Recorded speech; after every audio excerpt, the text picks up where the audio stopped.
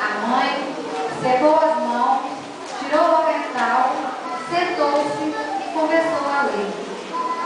Por cortar a grama do jardim, R$3.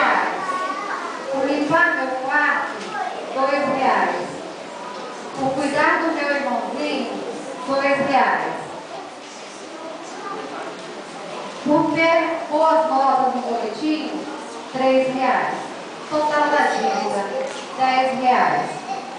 A mãe olhou para o menino que ficava cheio de expectativas. Finalmente, pegou um lápis e começou a escrever. Por te carregar 9 meses no ventre, nada.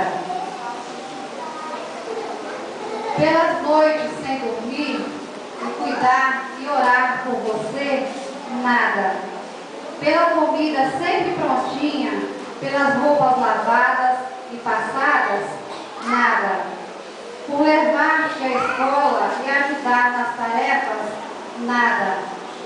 Pelo medo e preocupação que me esperam, nada.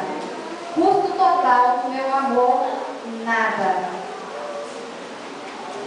Quando o menino terminou de ler o que a mãe havia escrito, tinha os olhos cheios de lágrimas, olhou para ela e disse: "Eu te amo, mamãe."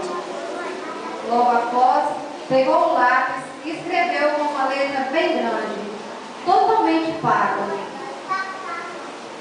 "Mãe, palavra pequena, mas com significado infinito, pois quer dizer amor, dedicação, renúncia a si própria, força, sabedoria, e ser mãe não é só dar a luz, e sim participar da vida, dos seus frutos gerados ou criados.